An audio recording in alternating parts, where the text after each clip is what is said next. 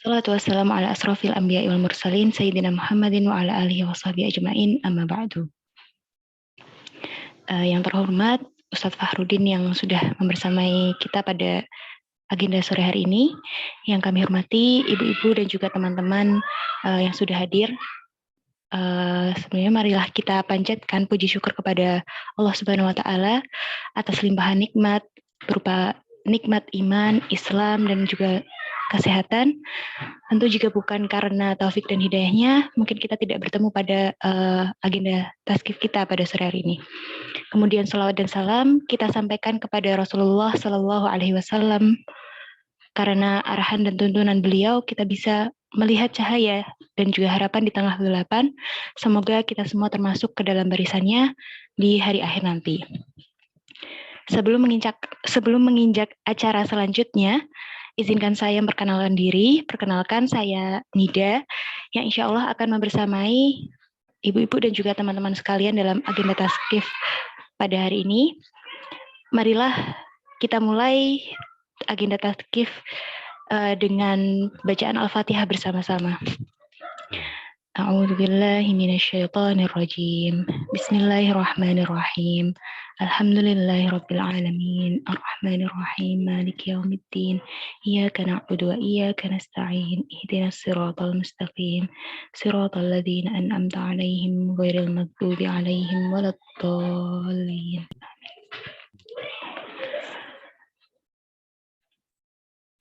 Acara berikutnya yaitu tilawah. Kepada Saudari Syifa dipersilakan. Baik. Assalamualaikum warahmatullahi wabarakatuh. A'udzu billahi minasyaitonir rajim. Bismillahirrahmanirrahim. Alladzina yaquluna rabbana innana amanna faghfir lana dzunubana wa qina adzaban nar. As-sabirina was-sadiqina wal-qanitina wal-munfiqina wal-mustaghfirina bil ashar. Syahidallahu annahu la ilaha illa huwa wal malaikatu wa ulul ilmi qa'iman bil qist. La ilaha illa huwal azizul hakim. Innad dina indallahil islam wa makhtalafal ladina utul kitaba illa min ba'di ma ja'ahumul ilmu baghyan bainahum. Wa man yakfur bi ayatillahi fa innallaha sari'ul hisab. Fa'in hajjuka faqul aslamtu wajhiya lillahi wa man ittaba'an wa qul lil ladzina utul kitaba wal ummiyina aslamtum fa in aslamu faqad ihtadaw wa in tawallaw fa innama 'alaikal balagh wallahu basirum bil ibad. Innal ladzina yakfuruna bi ayatillahi wa yaqtuluna an-nabiyyina bighairi haqq wa yaqtuluna an-nabiyyina bighairi haqqin wa yaqtuluna alladzina ya'muruna bil qisti minan nas wa yaqtuluna alladzina ya'muruna bil qisti minan nas fabashshirhum bi'adzabin alim. Ulaika alladzina habitat a'maluhum fid dunya wal akhirati wa ma lahum min nasirin. Shadaqallahul azim. Assalamualaikum warahmatullahi wabarakatuh. Waalaikumsalam warahmatullahi wabarakatuh. Terima kasih Syifa. Semoga dengan bacaan tadi menambah keberkahan pada agenda kita pada sore hari ini. Untuk selanjutnya memasuki ke acara inti kepada Ustadz Fahrudin yang sudah bergabung bersama kita pada sore hari ini. Monggo Ustadz, kami persilakan. Ya, terima kasih. Assalamualaikum warahmatullahi wabarakatuh. Alhamdulillahirabbil alamin wassalatu wassalamu ala asyrofil anbiya wal mursalin Muhammadin wa ala alihi washabbihi ajmain amma ba'd. Ini materi terakhir tentang siasah syariah, ya sekedar mengulang dan menambahkan hal-hal yang pernah disampaikan ya. Mungkin kita bagikan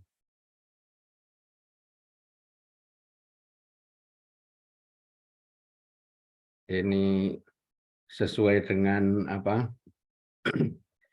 poin-poin yang dibagikan ke saya. Jadi yang pertama tentang Islam ya, kaitannya dengan politik, bahwa politik adalah bagian terpenting bagi kesempurnaan agama Islam. Di situ ada tanda petik kesempurnaan ya. Artinya bagian terpenting dari agama Islam ya tetap akidah, iman ya. Tetapi untuk kesempurnaan agama Islam, politik adalah bagian terpenting. Karena ketika kekuasaan politik itu tidak dimiliki oleh kaum muslimin, seindah apapun akhlak Islam dan sekuat apapun iman itu ya tidak akan menunjukkan keindahan Islam ya. Ya seperti Rasulullah SAW di Mekah, itu nggak bisa memberikan keteladanan yang maksimal, terus memberikan contoh yang baik, karena tidak ada media untuk itu ya. Makanya Rasulullah berjuang selama istilahnya 13 tahun ya untuk merintis kekuasaan politik, dan akhirnya keindahan Islam itu betul-betul bisa terpancar ya. Bahkan akhirnya ya, Futuhat Islamiyah itu terrealisir bukan karena kekuatan militer kaum muslimin, tetapi menurut sebagian ahli sejarah itu karena kekuatan atau keindahan akhlak kaum muslimin. Jadi Islam itu betul-betul kelihatan sempurna, dan itu tercermin pada pribadi-pribadi para sahabat ya. Sehingga kenapa kok Futuhat Islamiyah itu berjalan dengan sangat cepat, ya karena banyak bangsa-bangsa atau masyarakat non-Islam itu yang sudah istilahnya itu tunduk, takluk kepada keindahan Islam sebelum takluk tanah air mereka. Jadi intinya politik itu adalah bagian terpenting bagi kesempurnaan agama Islam. Tanpa kekuasaan politik, keindahan Islam, kesempurnaan Islam itu tidak akan bisa dilihat oleh siapapun.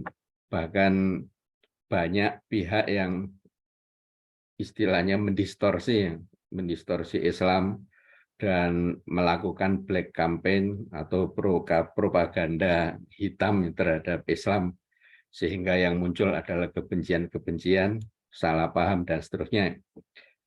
Itu yang harus kita pahami. Yang kedua, tidak akan sempurna keislaman seseorang sehingga ia menjadi politisi atau penentu kebijakan. Jadi betapapun tinggi keimanan kita, betapapun luar biasanya keistiqomahan kita dalam mengaplikasikan agama, tetapi kita tidak menjadi politisi dalam tanda petik ya, tidak harus menjadi anggota partai atau menjadi bagian dari lembaga eksekutif atau yudikatif atau legislatif, tidak ya. Tapi politisi yang dimaksud di sini adalah dia memiliki jiwa politisi, dan jiwa politisi itu ya digunakan untuk membela kepentingan Islam dan kaum muslimin. Jadi kata sebagian ulama itu ya, keislaman seseorang ya tidak akan menjadi sempurna sebelum ia menjadi politisi. Jadi apapun, dia itu mampu menggunakan pengaruh dan kewenangannya itu untuk kepentingan Islam dan kaum muslimin. Ya ada satu contoh ya, di salah satu negara Timur Tengah, kebetulan presidennya itu punya pemahaman keislaman yang bagus, dan pada tahun itu ya mungkin sekitar 50-an atau 60-an itu ya. Di negara itu belum ada gedung bioskop ya. Akhirnya konglomerat atau para pengusaha kaya itu meminta kepada pemerintah untuk diizinkan ya, membuka atau membangun gedung bioskop ya, untuk hiburan bagi masyarakat atau rakyat di negara itu. Tapi pemimpin Muslim itu ya memahami bahwa itu akan memberikan pengaruh buruk. Tapi tijaratu tarwih atau bisnis hiburan itu ya tidak akan bisa dibendung. Jadi kalau zaman dulu belum ada internet ya. Jadi akhirnya si penguasa Muslim itu bernegosiasi dan boleh membangun gedung bioskop dengan 3 syarat ya. Yang pertama itu film harus diseleksi, tidak boleh yang bertentangan dengan nilai-nilai Islam ya. Pengusaha bioskop itu ya setuju. Yang kedua, tidak diputar di waktu-waktu sholat 5 waktu ya, mereka juga sepakat. Terus syarat yang ketiga, dan ini yang membuat pengusaha bioskop, pengusaha film itu mundur ya, hendaknya itu digratiskan ya, tidak berbayar ya, akhirnya mereka mundur ya. Jadi intinya itu, jadi apapun kita harus menggunakan pengaruh dan kewenangan yang kita miliki untuk kepentingan Islam dan kaum muslimin. Itu yang dimaksud dengan politisi ya. Jadi itu jadi tidak sempurna keislaman seseorang kalau dia tidak memiliki jiwa seperti itu. Jadi artinya kita itu dalam tanda petik itu ya ngerjai atau mukili atau ya bermain politik terhadap orang-orang yang ingin istilahnya merusak Islam dan kaum muslimin ya. Itu yang dimaksud dengan poin kedua ini.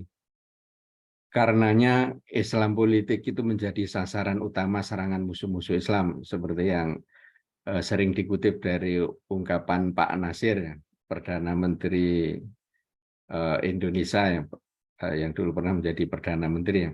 Jadi beliau sudah menjadi pahlawan Indonesia. Beliau mengatakan bahwa intinya ketika kaum muslimin punya kesadaran untuk ya sholat 5 waktu, punya kesadaran untuk berekonomi secara Islam, punya kesadaran untuk macam-macamnya, itu mungkin sikap musuh itu agak biasa-biasa saja. Tetapi ketika kaum muslimin memiliki kesadaran berpolitik, itu musuh-musuh Islam akan memberikan reaksi yang sangat keras ya. Jadi Islam politik itu di mana-mana ya dijegal ya. Jadi ini karena politik itu ya sangat penting, terutama dalam Islam kan apa istilahnya, hukum-hukum Islam itu menjadi tidak berarti kalau tidak punya kekuasaan politik ya. Jadi tidak punya kekuasaan politik, makanya ketika kaum muslimin memperjuangkan Islam politik, jadi artinya menjadikan politik yang berlaku itu mengikuti nilai-nilai Islam itu dapat pertentangan yang keras sekali. Dan ada ungkapan Utsman bin Affan yang sangat bagus ya. Beliau mengatakan sanaza'u bisultan malanaza'uhu bil Quran. Jadi kita akan mencerabut hal-hal yang tidak bisa kita cerabut, kita akan mencerabut ya, dengan kekuasaan apa-apa yang tidak bisa kita cerabut dengan Al-Quran. Jadi apa istilahnya, dengan kekuasaan itu kita bisa memaksa orang untuk tunduk dengan nilai-nilai agama ya. Tanpa kekuasaan itu hanya mengandalkan keimanan terhadap Al-Quran, hanya mengandalkan kesadaran keberagamaan seseorang agar nilai-nilai Islam, hukum Islam diikuti itu ya tidak mungkin ya. Makanya harus ada kekuasaan yang bisa memaksa orang-orang ya dalam ranah tertentu ya, dalam ranah publik dan seterusnya, itu dengan kekuasaan politik itu bisa dilakukan seperti yang dilakukan oleh Utsman bin Affan ya. Jadi kita akan istilahnya kita akan mencerabut dengan kekuasaan apa-apa yang tidak bisa kita cerabut dengan Al-Quran. Itu kenapa musuh-musuh Islam itu istilahnya ya menjegal dengan serius upaya kaum muslimin untuk memperjuangkan ya sistem tata nilai yang sesuai dengan ajaran agama Islam dalam kehidupan berbangsa dan bernegara. Dan karena penjegalan yang dilakukan oleh musuh-musuh Islam itu sangat intens, sangat masif, sebagai konsekuensinya yang pertama kali terurai dari simbol Islam adalah al-hukmu, dan ini sudah diramalkan oleh Rasulullah SAW, satanggodu urul Islam urwatan urwatan. Jadi akan terurai simbol-simbol Islam itu satu persatu. Awal wal hukmu wa akhiruha as-shalah. Yang pertama kali terurai dari simbol Islam itu adalah al-hukmu, pemerintahan Islam. Dan yang paling akhir adalah sholatnya. Jadi itu karena usaha musuh Islam untuk menjegal, menghancurkan apa yang sudah diraih oleh kaum muslimin dalam ranah politik ya. Ya Arab Spring atau musim semi Arab ya bisa kita lihat ya. Ketika gerakan Islam sudah beralih dari ranah keagamaan ke ranah politik, ternyata usaha itu diaborsi, terutama di Mesir itu yang paling kentara dan di negara-negara Timur Tengah yang lain. Jadi sekarang yang berkuasa tetap militer dan kelompok-kelompok sekuler. Ini sebagai akibat dari perlawanan yang serius ya dari musuh-musuh Islam terhadap Islam politik.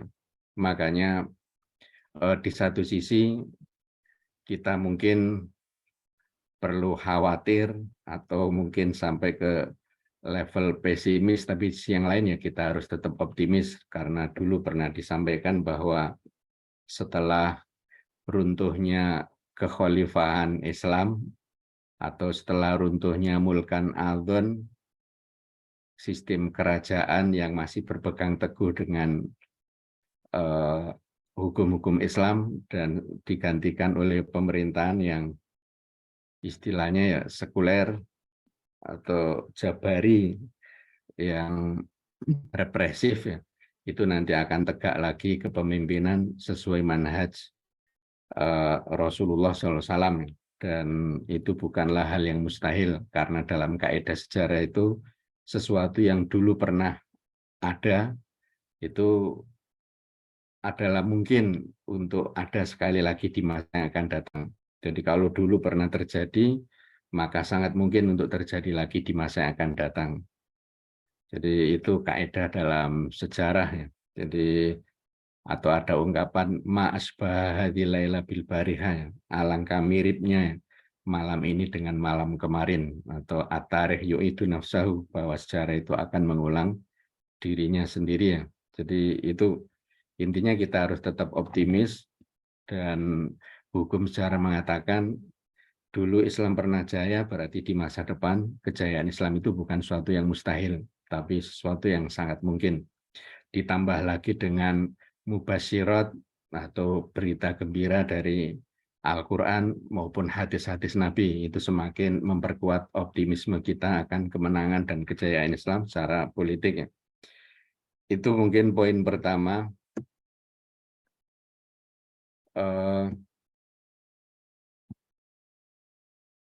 Poin kedua, Islam dan demokrasi, ini sekedar penekanan untuk hal yang pernah disampaikan.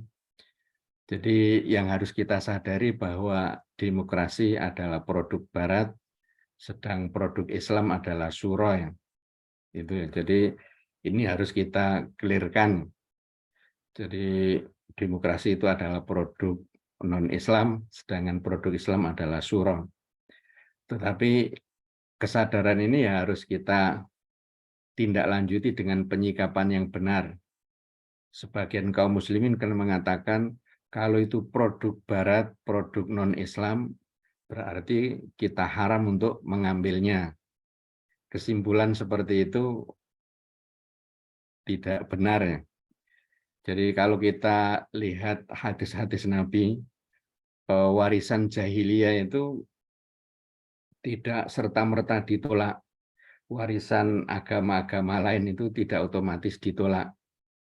Jadi, tetapi Rasulullah SAW ya kadang tetap memakai istilah itu, tapi mengubah substansinya ya. Misalnya rohbaniyah atau pola hidup kependetaan atau kepasturan ini, rohbaniyah. Itu di satu sisi Rasulullah menegaskan la rohbaniyata fil Islam, tidak ada kerahiban dalam Islam. Jadi membujang atau selibat ya, tidak menikah dan seterusnya. Tapi di sisi yang lain, rohbaniyatu ummati, kerahiban umatku adalah puasa Ramadan ya. Jadi istilahnya tetap dipakai, tapi substansinya yang sudah dirubah. Banyak itu istilah-istilah itu. Jadi intinya produk non-Islam itu tidak serta-merta ditolak dan mengambilnya adalah haram. Jadi kadang istilahnya tetap dipakai, tapi substansinya sudah dirubah. Istilah rohbaniyah, terus apa? Ada banyak ya. Jadi saya jadi lupa beberapa istilah itu ya. Juga kadang sisi-sisi kesyirikan dan kekufurannya dihapuskan, setelah itu sisanya masih dipertahankan. Misalnya ya, ada tradisi jahiliyah itu atiroh. Atiroh itu penyembelihan hewan di bulan Rajab yang dipersembahkan untuk tuhan-tuhan mereka di masa jahiliyah ya. Makanya atiroh ini dinamakan juga Rojabiyah, Rojaban ya, Rojabiyah ya. Jadi di satu sisi Rasulullah melarang la atirota, tidak ada lagi atiroh, yaitu penyembahan hewan di bulan Rajab yang dipersembahkan untuk berhala. Tetapi di sisi yang lain Rasulullah SAW membolehkan ya Rasulullah, kami dulu di masa jahiliyah suka menyembelih hewan di bulan Rajab, lalu kami makan-makan dan bersedekah kepada orang-orang miskin. Apakah boleh kita melakukannya di masa Islam ya? Kata Rasulullah, ya silahkan. Pada waktu itu ada sahabat atau anak sahabat mengatakan, kalau begitu saya tidak akan pernah meninggalkan atiroh, karena Rasulullah memberikan lampu hijau ya. Bahkan di hadis yang lain, Rasulullah seakan-akan menetapkan eksistensi dari atiroh dengan mengatakan, ketahuilah bahwa atas kalian itu terdapat kewajiban. Yang pertama Idul Adha, penyembelihan hewan kurban, dan yang kedua atiroh. Tahukah kamu atiroh, yaitu penyembelihan hewan di bulan Rajab ya. Intinya yang dilarang dari atiroh itu bahwa penyembelihan itu diniatkan untuk berhala-berhala mereka, itu yang tidak boleh. Tapi kalau dipersembahkan untuk Allah, terus dibagikan kepada fakir miskin, itu enggak ada larangan. Jadi hal-hal yang buruk itu dihilangkan dan tinggal yang positif ya, itu diperbolehkan meskipun namanya tetap sama ya. Terus itu sekedar analogi ya, bahwa tidak semua produk Barat itu intinya haram untuk kita ambil. Jadi sering dijadikan dalil itu ya, mantasabi biqaumin fahuwa minhum, barang siapa yang menyerupai satu kaum, ia menjadi bagian dari mereka. Jadi harus didetailkan ya. Jadi tidak semua produk Barat itu haram untuk diambil. Jadi terus antara syuro dan demokrasi itu terdapat kesamaan dan perbedaan. Jadi ya berarti kalau seperti itu ya, perbedaan-perbedaan ini yang kita hilangkan, sehingga antara syuro dan demokrasi itu secara substantif itu ya sama ya.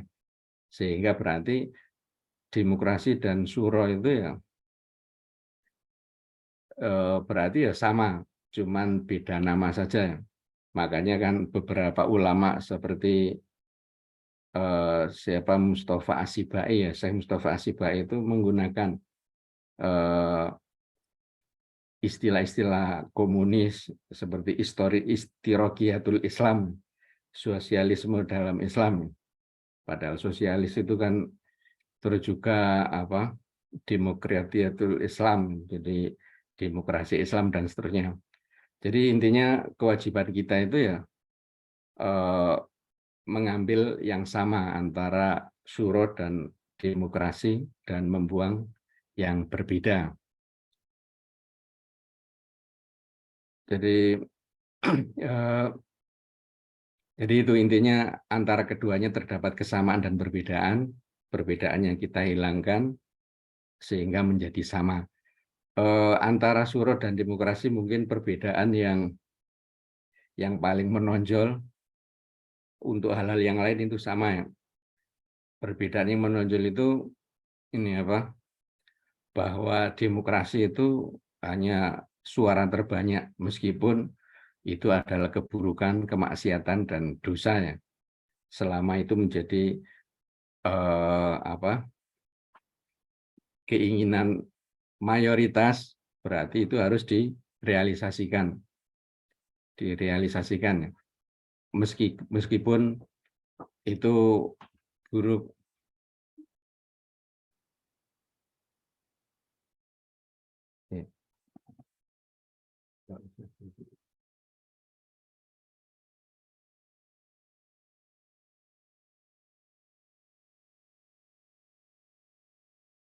Bukan pengajian, enggak susu.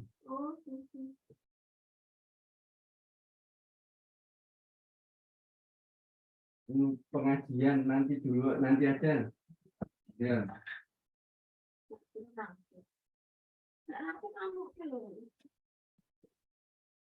Maaf, ada gangguan teknis ya.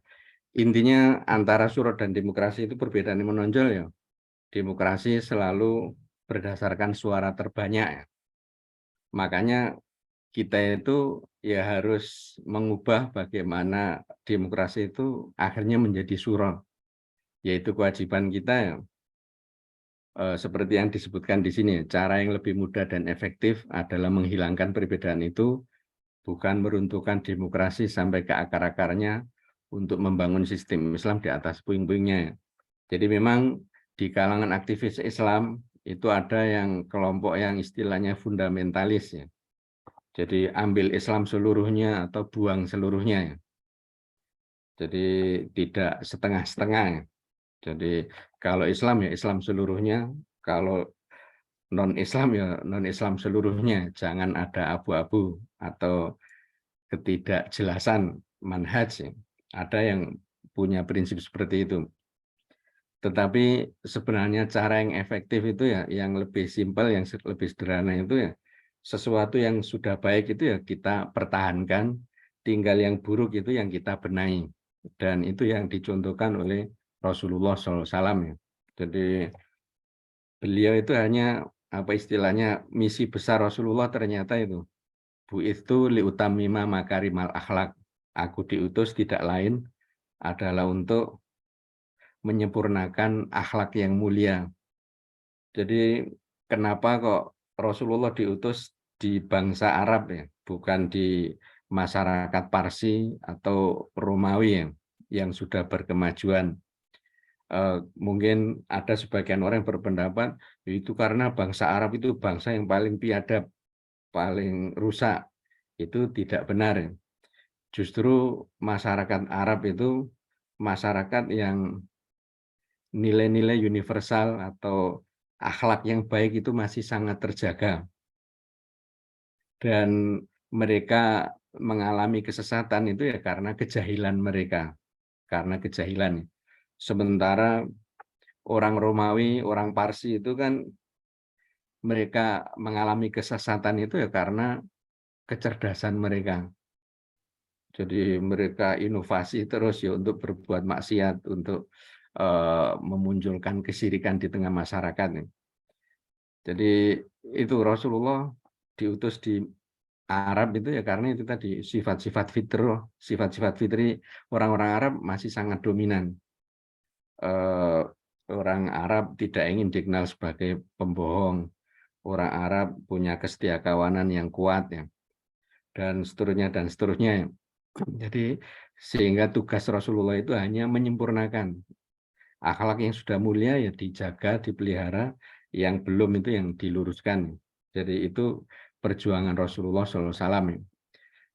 Jadi tugas kita saat ini ya, bagaimana agar suara terbanyak itu adalah suara yang mendukung Islam dan kaum muslimin, untuk kemaslahatan Islam dan kaum muslimin. Dan ini kan menjadi tugas dakwah kita bersama, agar suara mayoritas itu adalah suara mayoritas Islam.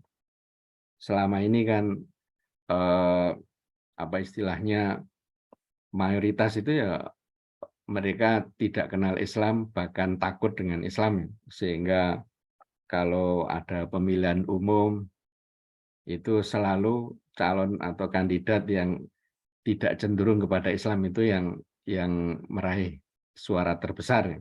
Makanya kita punya tugas dakwah agar suara mayoritas itu adalah suara yang mendukung Islam dan kaum muslimin. Terus ada sebagian kelompok yang militan itu mengatakan kalau itu, jadi kalau mengandalkan suara terbesar itu sama dengan mimpi di siang bolong ya. Itu menjadi tujuan yang mustahil bisa diwujudkan. Karena apa? Ya karena kebanyakan orang itu ya bukan orang baik. Jadi orang baik itu ya tetap minoritas. Sehingga ya mustahil kaum muslimin bisa menang dalam pemilu ya. Karena orang baik itu ya minoritas. Orang jahat itu yang mayoritas, orang buruk itu mayoritas ya. Sehingga perjuangan politik itu ya sia-sia ya. Dan merealisasikan kemenangan melalui perjuangan politik itu sesuatu yang mustahil menurut mereka ya. Karena orang baik itu selalu minoritas ya. Tapi ya kita tidak boleh putus asa karena pertama bahwa nilai-nilai Islam itu bersifat universal. Artinya siapapun akan setuju dengan nilai-nilai itu. Misalnya nilai keadilan, terus kejujuran, amanah, dan seterusnya. Itu nilai-nilai yang universal. Semua orang akan mengakui dan semua orang berusaha untuk mendukung, betapapun dia sendiri zalim atau tidak bisa berlaku adil. Misalnya katakanlah Fir'aun ketika mendengar cerita tentang keadilan seorang penguasa di zaman dulu, Fir'aun pasti akan kagum dan setuju dengan keadilan tokoh sebelum Fir'aun itu, karena keadilan itu adalah nilai yang sifatnya universal. Jadi dalam Islam itu nilai universal itu ya sangat banyak, sehingga meskipun kaum musliminnya minoritas, insya Allah memungkinkan untuk dapat dukungan dari non-Islam. Itu secara istilahnya dalam tinjauan keagamaan. Yang kedua dari sisi empiris atau dari sisi fakta realitas ya. Ternyata katakanlah di salah satu negara Afrika ya, itu Islamnya minoritas. Jadi mayoritasnya itu non-Islam.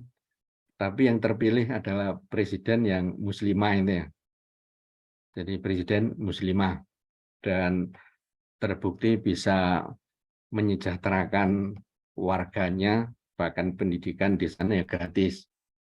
Itu salah satu negara di Afrika ya.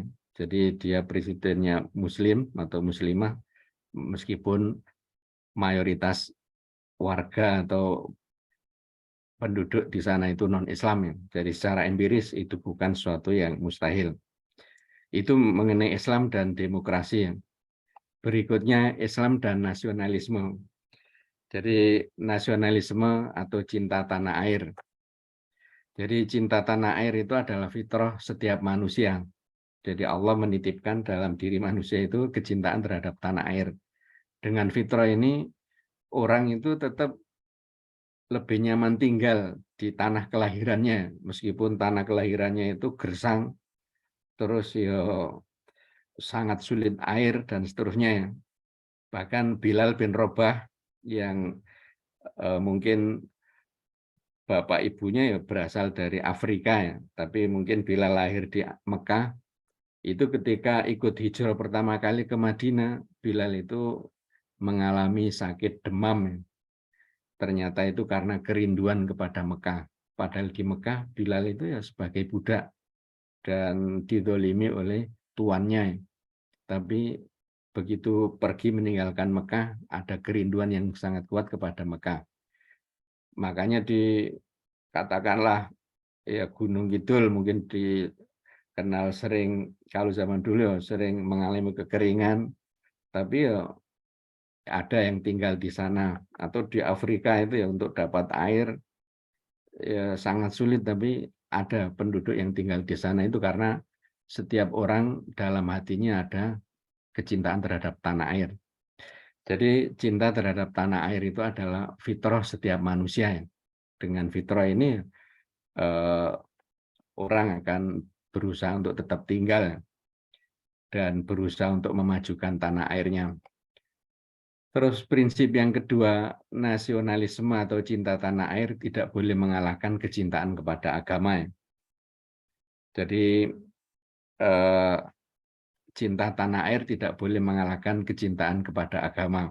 Dan itu yang dipraktekkan oleh Rasulullah SAW dan para sahabat.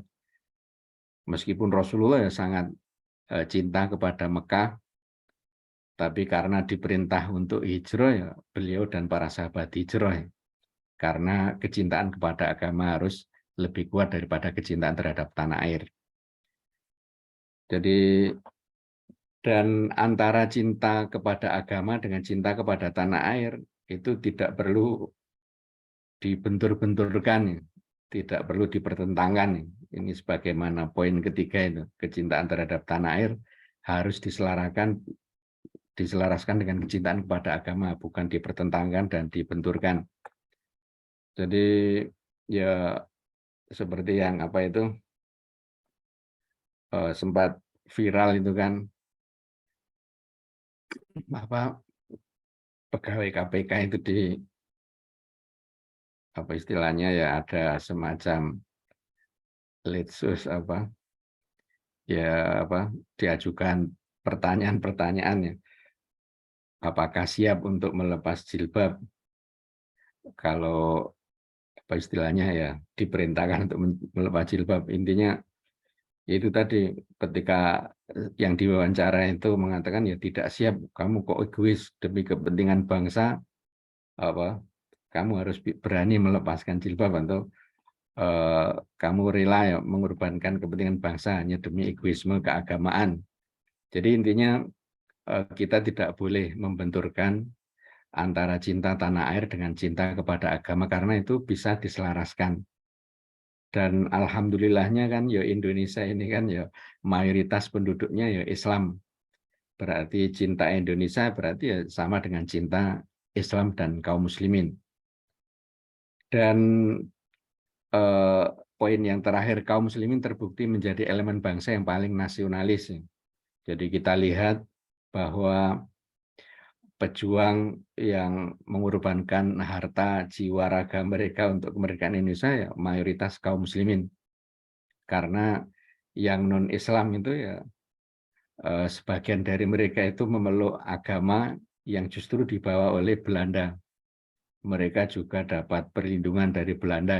Bahkan ketika Belanda meninggalkan Indonesia, mereka itu mewarisi aset-aset yang dulu dimiliki oleh Belanda, sehingga kita mendapati tempat-tempat ibadah itu ya megah di pinggir-pinggir jalan raya.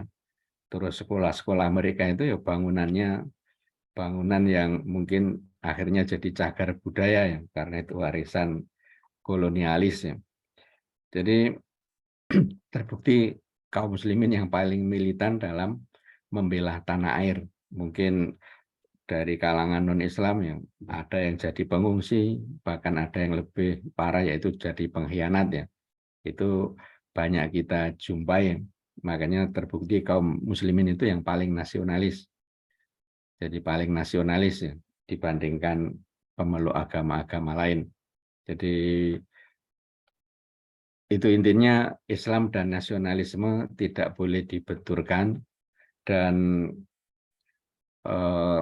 bagian dari nasionalisme kita itu ya kita harus memiliki semangat juang untuk apa istilahnya menolak, melawan apapun upaya untuk merusak bangsa Indonesia, entah itu dengan masuknya paham-paham yang merusak seperti komunisme, sosialisme, apalagi ateisme, juga mungkin propaganda LGBT, juga mungkin pemikiran-pemikiran yang liberal dan seterusnya, atau infiltrasi dari Yahudi dan seterusnya. Jadi kita harus berusaha, dan itu bagian dari cinta tanah air dan juga cinta kepada agama. Intinya Islam itu selaras dengan nasionalisme, dan terbukti kaum muslimin adalah elemen bangsa yang paling nasionalis dibandingkan pemeluk-pemeluk agama yang lain. Terus Islam dan internasionalisme. Jadi yang harus kita ketahui, Islam adalah rahmat bagi seluruh alam semesta.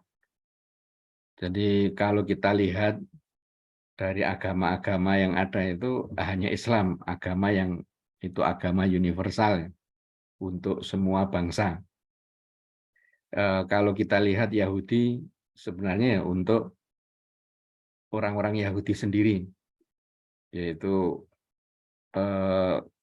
keturunan dari Yakub tapi dari jalur Yahuda, ya, salah satu anak dari Yakub.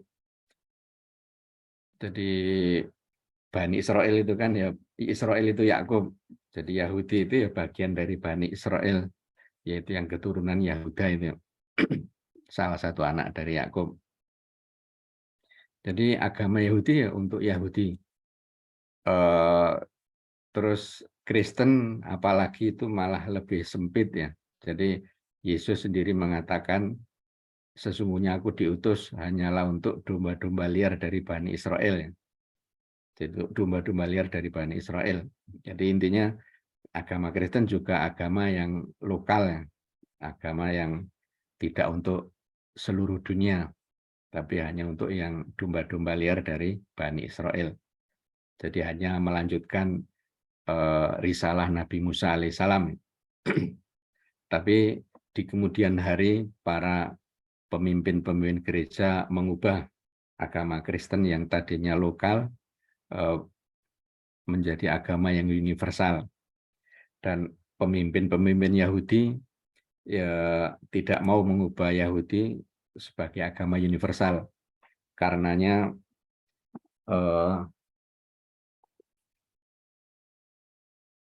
dalam kompetisi keagamaan itu ya bangsa Yahudi ya terutama secara kuantitas ya itu ya kalah jauh.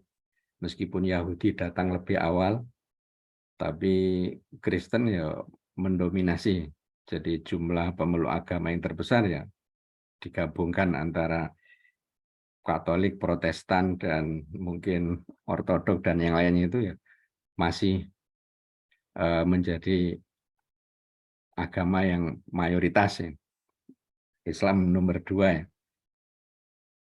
Tapi perkembangan Islam ya bisa jadi dalam waktu dekat akan mengalahkan Kristen. Jadi agama Yahudi ya agama pertama ya, ternyata ya pemeluknya sedikit karena memang tidak mengubah dari agama lokal menjadi agama yang universal. Makanya mereka terus membuat satu strategi atau prinsip yang itu dijadikan sebagai dogma atau ya ajaran yang mendasar bagi mereka, ya, bahwa ibadah ya. Jadi penghancuran umat manusia selain Yahudi itu adalah salah satu bentuk pendekatan diri kepada Tuhan mereka, ya. Jadi itu tugas orang-orang Yahudi itu ya merusak agama-agama lain. Kristen ya akhirnya dirusak dengan memasukkan pemimpin Yahudi ke dalam agama Kristen yang bernama Saul. dengan pura-pura masuk Kristen, terus mengubah dirinya menjadi Paulus, bahkan akhirnya berhasil, dia diangkat oleh orang Kristen menjadi salah satu rasul dan punya surat-surat dengan surat-surat Paulus atau Korintus dan seterusnya itu ya. Jadi dia yang mengubah ajaran Kristen dari monoteisme menjadi trinitas itu. Terus sosok Yesus itu menjadi sosok Kristus dengan mengadopsi keyakinan Hindu terhadap Krishna, terus disematkan kepada Yesus ya. Jadi itu yang merusak agama Kristen. Terus terhadap Islam mereka menyusupkan Abdullah bin Saba, dan dengan infiltrasi dari Abdullah bin Saba itu Islam akhirnya terpecah menjadi Sunnah dan Syiah. Jadi itu. Jadi karena memang mereka tetap meyakini agama Yahudi agama lokal, sehingga untuk bisa bersaing dengan agama-agama lain ya itu apa istilahnya, ya harus menghancurkan agama lain. Terus juga mungkin agak melonggarkan prinsip apa istilahnya garis keturunan itu ya. Yang penting salah satu dari pasangan itu Yahudi, berarti dia punya darah Yahudi ya. Makanya ada Yahudi keturunan Maroko, Yahudi keturunan Yaman, Yahudi keturunan Syria, Turki, bahkan banyak yang punya darah Yahudi itu dari kalangan ini Vietnam ya. Jadi di Israel ya banyak Yahudi yang bermata sipit ya, karena salah satu apa jalurnya itu ya Yahudi.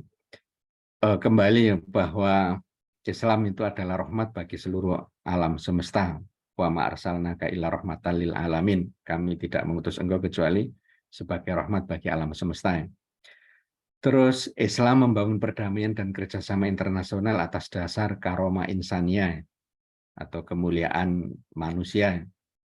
Jadi perang itu ya alternatif terakhir ketika tidak ada cara lain kecuali dengan peperangan ya. Selama cara lain bisa ditempuh ya, cara lain itu yang ditempuh ya. Jadi makanya kan dalam perang itu kita tidak boleh menyerang musuh kecuali setelah menawarkan 3 opsi itu ya. Yang pertama mereka itu siap menerima dakwah Islam. Ya kita diberi kesempatan untuk semacam presentasi, sosialisasi, presentasi. Kalau itu menolak ya mereka harus membayar upeti dan kaum muslimin siap melindungi harta dan nyawa mereka ya. Kalau itu menolak berarti mereka milih opsi yang ketiga yaitu perang. Jadi kalau dakwah Islam bisa sampai secara damai ke suatu masyarakat ya tidak perlu ada peperangan. Makanya kan ketika kaum muslimin Rib'i bin Amir dan yang lainnya Mughirah bin Syu'bah ketika masuk ke wilayah Parsi itu kan ya dihalang-halangi oleh Hurmuz, panglima perang Parsi. Jadi kan Rib'i bin Amir diundang ke kemahnya Hurmuz, terus itu sudah dikondisikan pintu kemahnya itu rendah sehingga orang kalau masuk ya dalam posisi rukuk kepada si Hurmuz ya. Akhirnya Rib'i bin Amir ya masuk itu dengan berjalan ke belakang ya, sehingga yang ditatap pertama kali oleh Hurmuz adalah pantatnya Rib'i bin Amir ya. Terus apa misi yang kalian bawa kepada kami ya? Kami ingin membebaskan manusia dari penghambaan kepada sesama manusia menuju penghambaan kepada Tuhannya manusia. Kami ingin membebaskan manusia dari sempitnya culasnya agama-agama lain menuju keadilan Islam, dan kami ingin membebaskan manusia dari sempitnya dunia menuju keluasan dunia dan akhirat. Tapi Hurmuz tidak menerima, terus mereka memilih jalan perang dan akhirnya umat Islam menyambut pilihan itu dan menyerang Hurmuz dan bala tentaranya. Setelah mereka kalah, Islam disosialisasikan secara damai kepada masyarakat Parsi. Jadi intinya dan kalau mereka tidak siap masuk Islam tetapi ada itikat baik dari mereka. Ya seperti Rasulullah SAW kan pernah dalam fase perjuangan beliau kan ada fase Amul Wufud, tahun delegasi. Itu delegasi-delegasi dari suku-suku Arab berdatangan, ingin menjajaki kerjasama. Akhirnya ada yang masuk Islam, ada yang tidak masuk Islam, tapi tetap membangun persekutuan dengan kaum muslimin. Ada yang menganggap akhirnya kaum muslimin masih lemah, mereka lebih memilih bersekutu dengan orang-orang musyrik Quraisy, sehingga berdiri di barisan lawan. Dan ada satu suku itu yang apa istilahnya dekat dengan Madinah, tidak mengirimkan delegasi, tidak juga menyerang, akhirnya oleh Rasulullah SAW, ini suku Banul Mustalik ya, itu diserang tanpa memberikan 3 opsi yang tadi disampaikan. Itu riwayat yang benar ya, Banul Mustalik itu diserang kaum muslimin tanpa memberikan pilihan terlebih dahulu. Penjelasan dari para ulama, ya karena Banul Mustalik sangat dekat dengan Madinah, mereka tahu, sudah paham Islam, terus kalau tidak mau masuk Islam ya harus istilahnya membangun kerjasama apa. Jadi kan dalam Islam itu kan musuh itu ya dibagi, ada muharib, itu yang jelas-jelas memerangi Islam, ada mu'ahad, jadi orang yang membangun ikatan perjanjian dengan kaum muslimin, dan ada ahlu dhimmah, itu orang kafir yang memilih tinggal di negara Islam. Jadi orang kafir boleh hidup di lingkungan Islam, di negara Islam, tapi mereka harus membayar upeti sebagai kompensasi atas perlindungan yang diberikan oleh kaum muslimin kepada mereka. Jadi intinya Islam membangun perdamaian dan kerjasama internasional atas dasar karomah insaniyah. Makanya dalam hadis itu yang sangat terkenal, man qatala dhimmiyan kotal tuhu atau kamakola ya, barang siapa membunuh ahlu dhimma, aku akan membunuhnya atau kamakola. Intinya Rasulullah melindungi orang-orang kafir yang memilih tinggal di negara Islam. Jadi mereka tidak boleh diusik sama sekali. Jadi dihormati. Jadi itu intinya Islam membangun perdamaian dan kerjasama dengan pihak manapun ya. Islam mewajibkan kepada kaum muslimin untuk berlaku adil terhadap para pihak yang musuh Islam. Jadi terhadap musuh-musuh Islam yang mereka ini muharib, yang menyerang dan merang Islam, kita tetap berlaku adil. Jadi kita tetap berlaku adil. Jadi meskipun terhadap musuh kita harus berlaku adil. Wala yajrimannakum sana'anu qaumin ala ta'dilu i'dilu aqrabu littaqwa. Janganlah kebencian kamu terhadap suatu kaum itu menghalangi kamu untuk berlaku adil kepada mereka. Jadi terhadap lawan itu kita harus menggunakan prinsip keadilan. Tidak boleh kita melakukan kedzaliman ya. Makanya dulu ketika ada panglima perang pada zaman Umar bin Abdul Aziz ya, karena wilayah yang akan ditaklukkan itu sangat kuat ya militernya, akhirnya panglima perang Islam berijtihad, mereka diserang tanpa pemberitahuan terlebih dahulu. Intinya mereka diserang secara mubaghotah atau tiba-tiba ya. Akhirnya bisa ditaklukkan wilayah itu, tapi masyarakat atau masyarakat yang tinggal di wilayah itu komplain. Mereka mengirim surat kepada Umar bin Abdul Aziz mengeluhkan atau mengadukan tindakan dari panglima perang. Akhirnya dikirim seorang qadhi yang istilahnya mengadili mereka. Ternyata keputusan qadhi itu ya mungkin sangat mencengangkan ya. Akhirnya orang-orang Islam, pasukan Islam disuruh mundur dari wilayah itu ya. Dan harus memberikan 3 opsi sebelum menyerang mereka. Dan ternyata itulah yang membuat penduduk di wilayah itu menerima pasukan Islam dan memilih hidup di bawah kepemimpinan pasukan Islam dengan membayar upeti. Bahkan ketika kaum muslimin merasa tidak mampu memberikan perlindungan kepada warga di satu wilayah itu, upeti itu dikembalikan, sehingga banyak orang-orang Kristen yang menangis ya, karena mereka itu lebih merasa aman dan nyaman ketika di bawah kekuasaan kaum muslimin dibandingkan di bawah kekuasaan orang-orang yang seagama dengan mereka.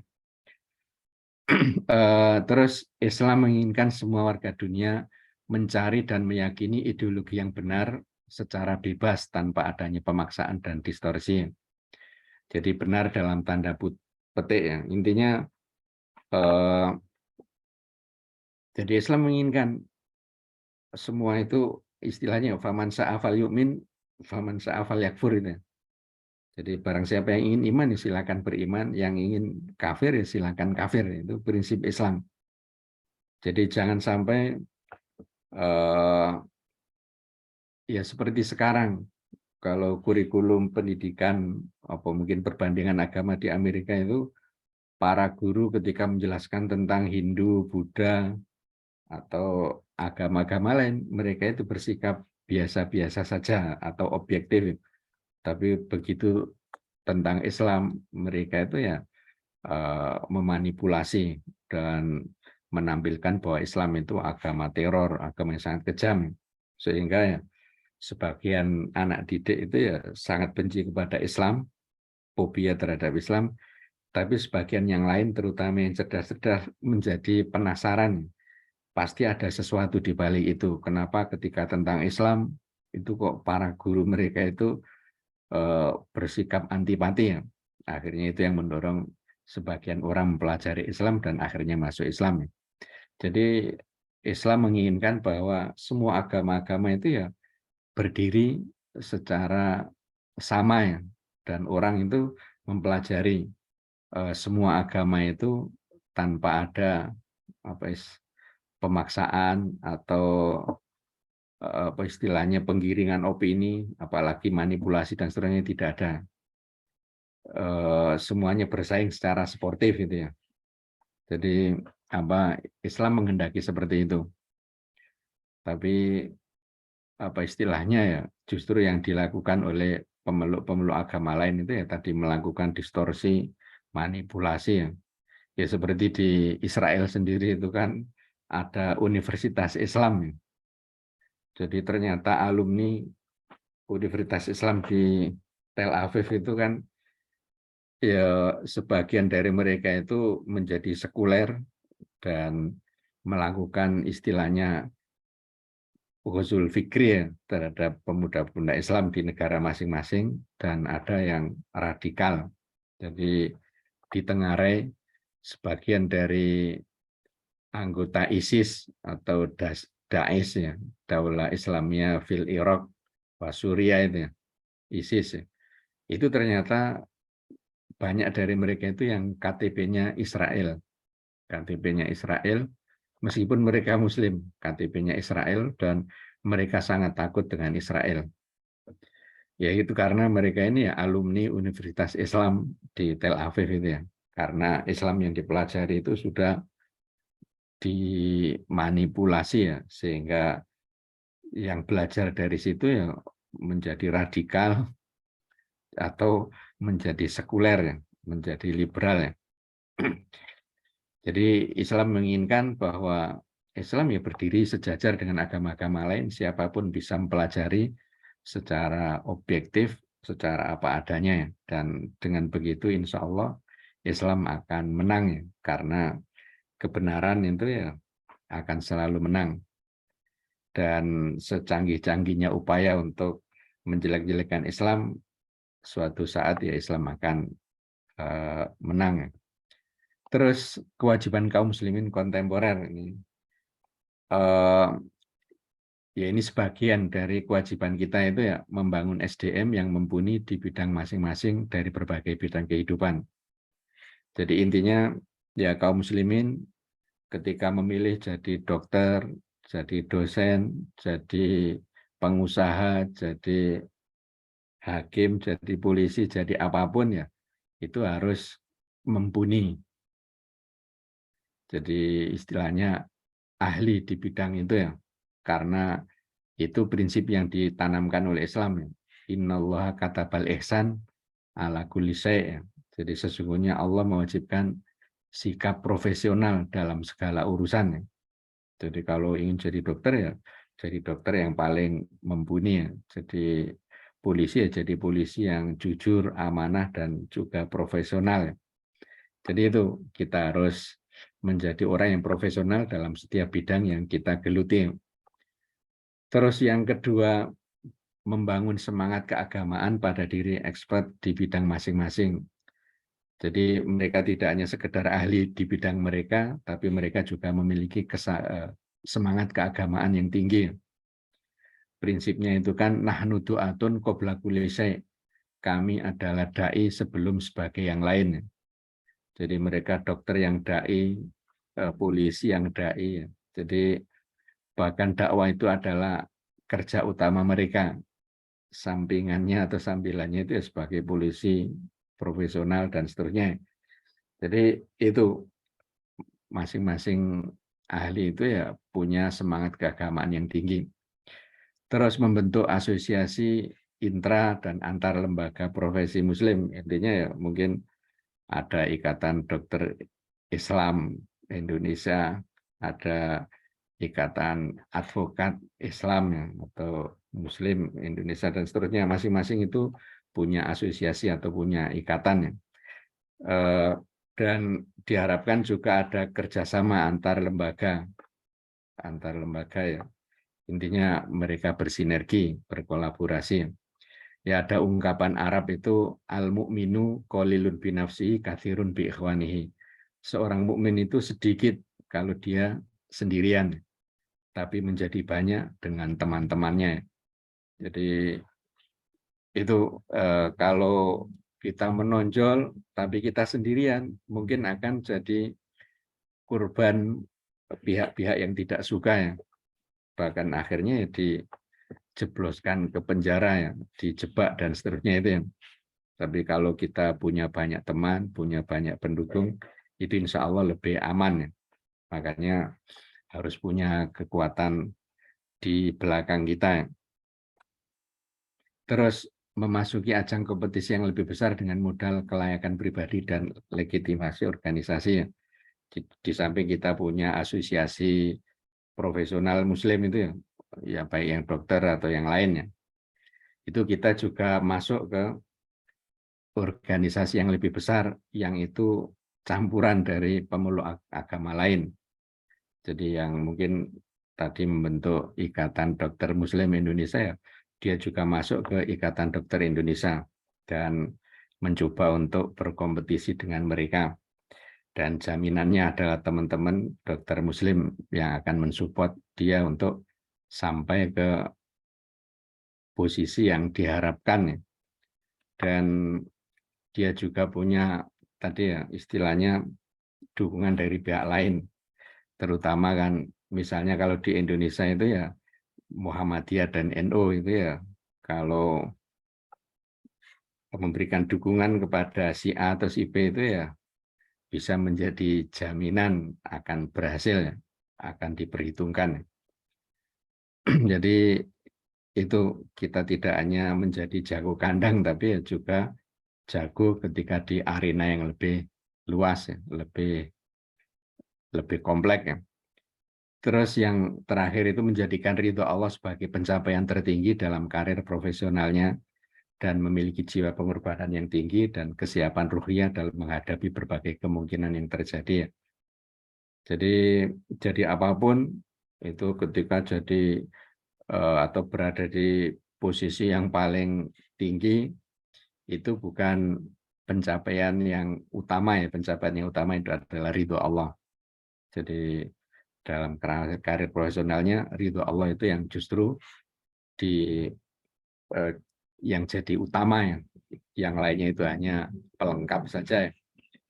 Dan untuk itu yang butuh pengorbanan, juga punya kesiapan ruhiyah apabila perjuangannya itu mendapatkan hambatan dari pihak-pihak lain. Dan itu yang terjadi terutama dulu di Mesir ya. Jadi ya mereka punya asosiasi untuk Ikatan Advokat Mesir, advokat Muslim jaksa muslim, terus dokter muslim dan seterusnya. Tapi akhirnya mereka ya ditangkapi karena kontribusi mereka untuk membela saudara-saudara mereka seorganisasi, yaitu Al-Ikhwan Al-Muslimun itu ya, akhirnya mereka juga ditangkap dan mereka menerima ujian itu dengan lapang dada ya.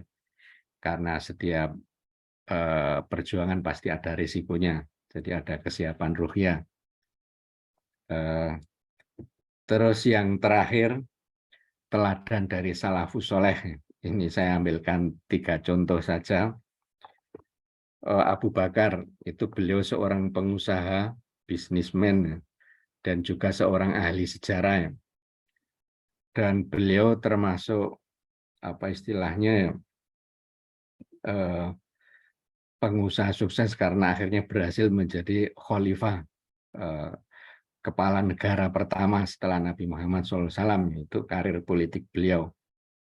Dan sejak awal Abu Bakar ini ya menggunakan istilahnya potensi dan kemampuannya untuk perjuangan dakwah Islam ya. Dengan kekayaannya beliau banyak memerdekakan para budak yang istilahnya menjadi korban kezaliman tuan-tuan mereka ya. Jadi banyak yang dimerdekakan. Terus dengan kemampuan sejarahnya itu beliau banyak membantu Nabi dalam melakukan komunikasi dakwah dengan suku-suku Arab ya. Jadi pada saat Rasulullah di Mekah itu selalu ditemani oleh Abu Bakar ketika mau berkomunikasi dengan suku A, suku B, itu karena Abu Bakar itu orang yang paling paham tentang nasab orang-orang Arab dan kecenderungan karakter dan pribadi mereka ya. Jadi, sehingga bisa melakukan pendekatan yang potensi untuk diterima dakwahnya itu lebih besar. Jadi itu Rasulullah menggunakan Abu Bakar menggunakan kemampuan sejarahnya itu untuk keberhasilan dakwah Rasulullah SAW. Makanya jasa beliau itu sangat luar biasa dan Rasulullah sendiri mengakui ya, setiap orang jasanya sudah aku balas kecuali Abu Bakar ya. Aku belum menerima belum mampu membalas jasa-jasa Abu Bakar kepada saya. Dan ketika dihadapkan pada kondisi yang genting yang ternyata masih berpikir waras dalam tanda petik itu hanya Abu Bakar. Jadi orang-orang pada panik ketika ada berita Rasulullah SAW wafat ya. Akhirnya Abu Bakar berpidato dan memberikan pemahaman kepada para sahabat seakan-akan mata mereka baru terbuka ya. Seakan ayat yang dibacakan Abu Bakar itu tidak ada dalam Al-Quran. Jadi akhirnya mereka sadar bahwa Rasulullah telah wafat. Dan intinya ya Abu Bakar akhirnya berhasil menjadi khalifah pertama ya. Beliau sebenarnya tidak berkenan.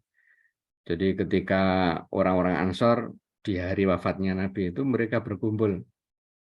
Orang-orang Ansor menginginkan dari kalangan Ansor ada pemimpin sendiri, dari kalangan Muhajirin ya ada pemimpin sendiri. Akhirnya ini kan ya sesuatu yang sangat penting karena itu punya potensi memecah belah kaum muslimin. Akhirnya Abu Bakar, Umar dan Ibnul Jarrah itu datang ke Saqifah Bani Sa'idah. Abu Bakar menegaskan bahwa pemimpin itu harus dari kalangan Muhajirin dan beliau menjelaskan argumentasinya. Akhirnya ya orang-orang Ansor setuju dengan atau sepakat dengan argumentasi Abu Bakar dan akhirnya Abu Bakar memilih Umar bin Khattab, tapi Umar bin Khattab menolak. Engkau yang lebih layak. Akhirnya Umar membaiat Abu Bakar dan akhirnya secara aklamasi berbaiat kepada Abu Bakar. Dan ketika dihadapkan pada fenomena irtidat atau orang-orang Arab itu pada murtad, baik murtad secara keseluruhan maupun murtad secara parsial dengan menolak kewajiban zakat, itu hampir sebagian besar penduduk Jazirah Arab itu murtad pada zaman Abu Bakar jadi khalifah. Dan sebagian besar sahabat Nabi itu istilahnya ngelukro, ya. Termasuk Umar bin Khattab. Itu karena di satu sisi ya mereka masih bersahadat, tapi di sisi yang lain ya mereka menolak prinsip-prinsip Islam. Ya. Tapi satu-satunya orang yang tegas dalam hal ini adalah Abu Bakar, sampai akhirnya Umar ya menyadari kesalahannya dan mendukung kebijakan Abu Bakar, dan akhirnya apa istilahnya Islam kembali utuh, kembali sempurna. Makanya ahli sejarah itu istilahnya ini ya mengulang-ulang prinsip Abu Bakar ketika menghadapi fenomena irtidat atau murtadnya bangsa Arab dari agama Islam, ya. Jadi Abu Bakar itu sering mengatakan ayangku suhadatin wa Abu Bakrin hayun. Apakah agama ini akan berkurang sedang Abu Bakar masih hidup, ya. Jadi Abu Bakar menolak agama Islam mengalami hal yang tidak diinginkan sedangkan beliau masih hidup. Dan intinya Abu Bakar bisa mengembalikan stabilitas negara Islam yang tadinya mengalami gonjang-ganjing baik secara internal maupun eksternal. Secara eksternal beliau mengirim pasukan yang di bawah pimpinan Usama bin Zaid, dan ini yang akhirnya memberikan sinyal kepada negara-negara non-Islam ternyata negara Islam baik-baik saja. Jadi buktinya mengirim pasukan untuk melawan negara-negara lain yang punya rencana untuk menyerang Madinah. Itu. Jadi bahkan yang dikirim adalah anak muda. Anak muda ini semakin menegaskan bahwa stok calon panglima perang dari kalangan Islam itu ya sangat melimpah. Dan itu akan terus berkesinambungan. Itu sedikit tentang Abu Bakar. Sementara Umar bin Abdul Aziz ini keluarga birokrat yang sukses meraih tampuk kepemimpinan dan mengelola pemerintahan dengan sangat baik. Jadi kalau Abu Bakar tadi termasuk tipe orang yang tidak menginginkan kekuasaan atau jabatan, tapi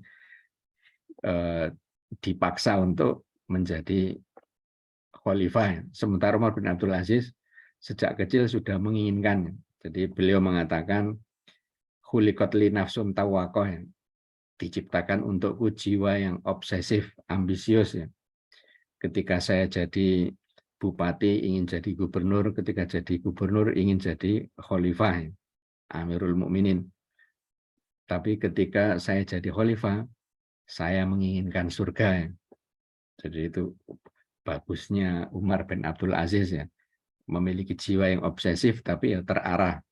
Obsesi yang tertinggi adalah menjadi ahli surga, dan itu yang dilakukan ketika beliau menjadi khalifah. Kekayaan pribadinya dimasukkan ke Baitul Mal. Jadi yang tadinya kaya raya itu ya menjadi paling miskin. Terus gaya hidupnya yang tadinya bermewah-mewah itu menjadi sangat sederhana. Bahkan bisa dalam tanda petik itu ya berkekurangan. Tapi itu semua demi kemakmuran kaum muslimin yang dipimpinnya, sehingga dalam waktu 2 tahun saja itu ketika zakat dibawa keliling ke setiap wilayah Islam itu tidak ada yang berhak atau tidak ada yang merasa berhak menerima, sehingga dikembalikan ke Baitul Mal dalam keadaan utuh, tidak ada seorang pun yang merasa berhak menerima. Akhirnya ya pemerintah Islam memberikan subsidi atau bantuan kepada anak-anak muda yang mau menikah, terus juga istilahnya bahan makanan itu disebar di bebukitan, di tanah-tanah kosong, istilahnya karena biar rakyat dari kalangan non manusia ini ya juga ikut merasakan kemakmuran, ya. Akhirnya terjadi keajaiban itu, ya. Jadi serigala itu bisa hidup akur dengan kambing-kambing yang seharusnya menjadi mangsanya. Jadi ada petualang ke negara Islam itu heran melihat serigala kok hidup akur dengan kawanan kambing. Ketika ditanyakan kepada sang penggembala, itu sang penggembala menjawab, ini karena kita dipimpin oleh pemimpin yang sangat adil, ya. Sehingga serigala itu merasa malu untuk mengganggu kehidupan kambing-kambing itu. Tapi 2 tahun kemudian dengan meninggalnya Umar bin Abdul Aziz, serigala itu kembali ke watak aslinya ya, dan memburu kambing sebagai mangsanya. Intinya Umar bin Abdul Aziz sukses ya, dan awalnya beliau punya jiwa yang obsesif, tapi beliau mengarahkan obsesinya itu untuk meraih surga. Beda dengan orang-orang sekarang punya obsesi, tapi obsesinya ya untuk memperkaya diri sendiri, keluarganya, dan kroni-kroninya.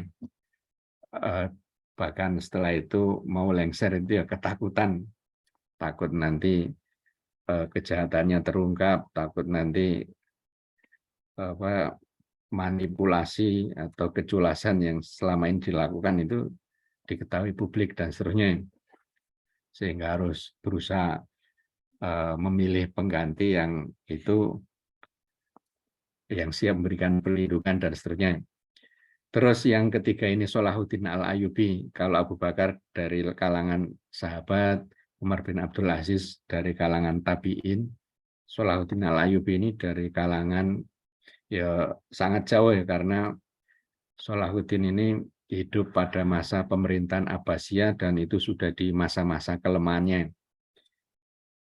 Dan Salahuddin Al-Ayyubi lahir dalam kondisi yang memprihatinkan karena ayahnya harus diusir dari benteng yang itu menjadi tempat tinggalnya, dan dia tidak tahu harus pindah kemana.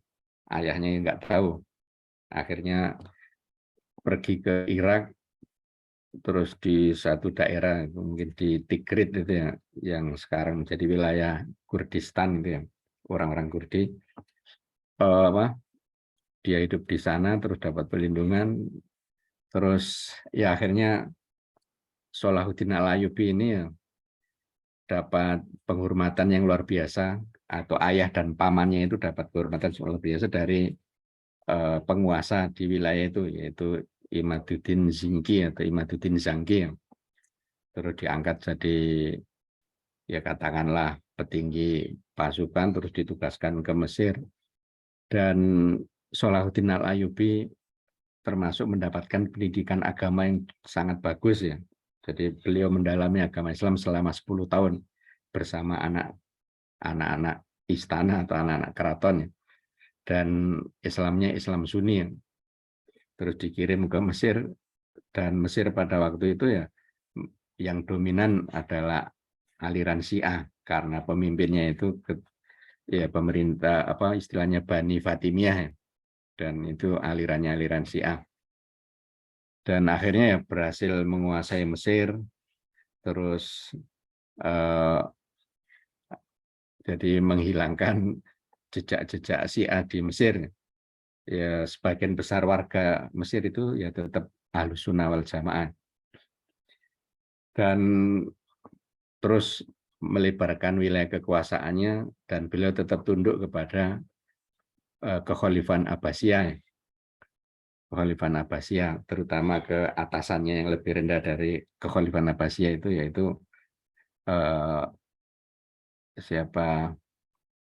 Nuruddin Zangki itu ya. Nuruddin Zangki.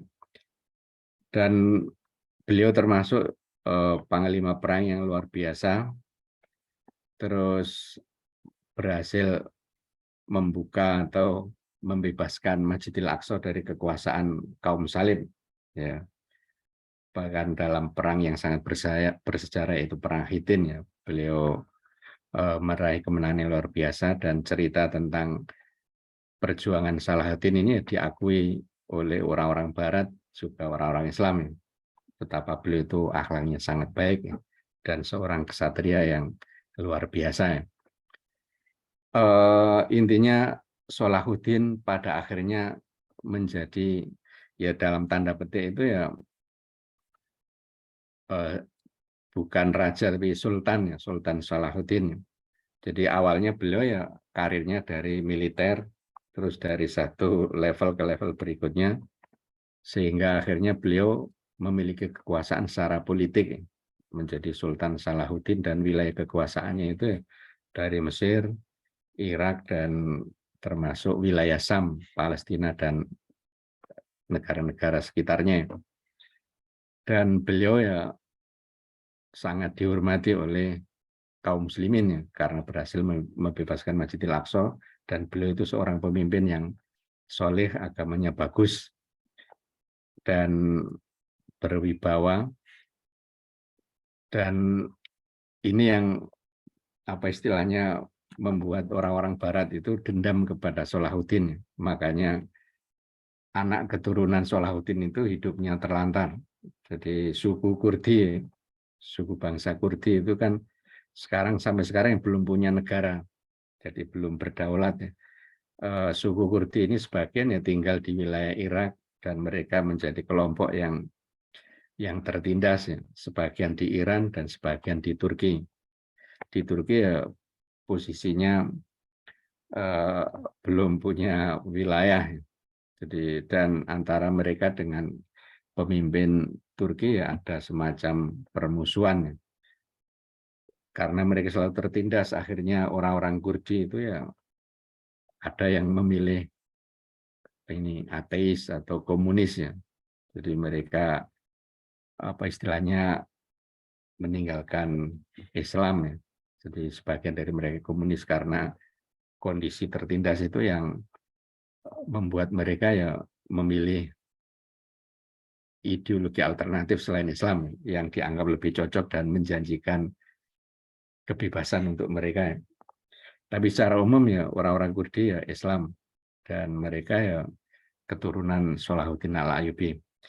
Intinya Salahuddin Al-Ayyubi termasuk politisi yang punya basic keagamaan yang bagus, dan beliau mungkin kalau baca sendiri ya sepak terjang beliau ya, kita akan berdecak kagum mengenai kehebatan beliau. Mungkin itu yang bisa saya sampaikan pada kesempatan sore hari ini. Semoga bermanfaat. Kayaknya tidak ada pertanyaan ya? Ada. Ada Ustadz. Ini ada sebenarnya ada beberapa pertanyaan, tapi karena keterbatasan waktu mungkin dijawab untuk satu pertanyaan, nggak Ustadz? Oke. Ya, ini mohon izin membacakan pertanyaan dari salah satu peserta, dari Ibu Wei. Mungkin salah satu pertanyaannya mengenai niki, apakah politik untuk suara Islam menang terkesan menjadi eksklusif atau seperti membuat ketakutan dari non-Muslim, padahal nilai kebaikan universal? Bagaimana menurut Ustadz? Oh, diulang pertanyaannya lagi. Ya, mungkin apakah politik untuk suara Islam menang terkesan menjadi eksklusif atau seperti membuat ketakutan dari non-Islam minoritas, padahal nilai kebaikan universal? Bagaimana menurut Ustaz? Jadi ya begini ya. Jadi ketika seseorang itu apa istilahnya belajar Islam, itu kan ada dua cara. Yang pertama ini orang-orang yang cerdas itu mempelajari Islam melalui ajaran atau nilai. Jadi mereka yang membaca Al-Quran dan referensi Islam sehingga mereka tertarik untuk masuk Islam. Ini hanya sebagian kecil kaum intelektualnya, sehingga mereka akhirnya masuk Islam dengan studi yang mereka lakukan. Dan setelah itu mereka melihat kaum muslimin, ternyata kok beda ya antara Islam dengan kaum muslimin. Dan akhirnya mereka bersyukur kepada Allah karena mereka itu mempelajari Islam melalui ajarannya dan tidak melihat kepada realitas kaum muslimin. Jadi alhamdulillah yang membuat mereka itu ya istilahnya bersyukur karena tidak melihat kehidupan kaum muslimin atau realitas kaum muslimin, tapi mempelajari ajarannya sehingga tertarik dan bersahadat atau menjadi mu'alaf ya. Tapi ini kelompok yang kecil. Kelompok yang kedua ini yang mayoritas, mereka itu ketika mempelajari Islam ya dari keseharian kaum muslimin, sehingga mereka itu sama sekali tidak tertarik dengan Islam ya. Karena dalam pandangan mereka ya, kehidupan kaum muslimin ya seperti itu. Jadi mereka tidak tertarik untuk masuk Islam karena ya orang Islam ya suka korupsi, terus jorok, terus ya enggak disiplin dan seterusnya. Makanya ada ungkapan yang populer dari Syekh Muhammad Abduh, al-Islam mahjubun bil muslimin. Islam itu terhalang, terhijab oleh kaum muslimin sendiri, yang tadinya ada orang tertarik pada konsep Islam, akhirnya tidak jadi ketika melihat realitas kaum muslimin. Dan ini kelompok yang terbesar. Makanya kewajiban kita, terutama para politisi muslim ya, untuk menunjukkan bahwa Islam kalau menang justru akan membawa kebahagiaan bersama ya. Dan ini dulu ditunjukkan oleh ya politisi Masyumi pada zaman Pak Nasir dan teman-temannya, sehingga ada tokoh politisi Kristen yang lebih nyaman berkoalisi dengan orang-orang Masyumi.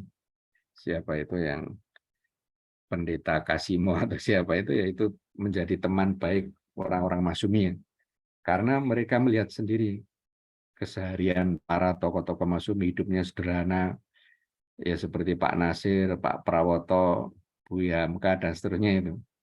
Dan mereka ya apa istilahnya akhlaknya sangat mulia ya. Bisa kita bayangkan Buya Hamka yang di penjara tanpa kesalahan karena fitnah yang dilakukan oleh orang-orang PKI. Ternyata setelah keluar dan Bung Karno sakit-sakitan berwasiat agar yang mengimami sholat jenazah untuk Soekarno adalah Buya Hamka. Buya Hamka menerima dengan lapang dada dan menjadi imam sholat jenazah Bung Karno ya. Padahal beliau istilahnya disakiti luar biasa oleh orang-orang PKI dan pemerintah pada waktu itu ya. Jadi intinya ya politisi Islam harus menunjukkan bahwa Islam itu ya membuat mereka berbeda dari politisi yang lain. Cuman ya ini ya sangat berat ya, karena ya seperti yang kita lihat ya. Jadi di kalangan politisi Muslim ya ada yang terkena kasus ya korupsi, ada yang terkena kasus KDRT, ada yang terkena kasus macam-macam ya. Apa istilahnya? Tapi ya kita lihat ya kita harus objektif ya menilai. Jadi mungkin mengajak masyarakat untuk bersikap objektif. Prosentase dari politisi Muslim yang korup dan seterusnya itu jauh lebih kecil dibandingkan yang ada pada partai-partai sekuler ya. Itu yang harus dipahamkan kepada masyarakat. Dan ya kita mungkin apa istilahnya ya ingin memunculkan politisi-politisi Muslim yang jujur dan karakter keislamannya dominan di satu sisi, tapi di sisi yang lain sikap rahmatan lil alaminya itu sangat jelas ya, sangat menonjol, sehingga mereka tidak takut-takut kepada politisi Muslim ya. Dan itu insya Allah bisa diwujudkan ketika orang itu ya berinteraksi dengan kita dan mereka ya membuktikan sendiri, oh ternyata seperti itu ya. Tapi itu butuh proses panjang, karena istilahnya itu kan menghancurkan apa istilahnya itu menghancurkan satu bangunan itu cukup dengan satu orang. Tapi untuk membangun bangunan yang kuat itu butuh 1000 orang ya. Artinya membangun dengan menghancurkan itu ya lebih mudah menghancurkan. Jadi apa yang kita upayakan dengan sungguh-sungguh itu bisa saja hancur dalam sehari oleh satu orang. Makanya memang perjuangan itu ya sangat berat.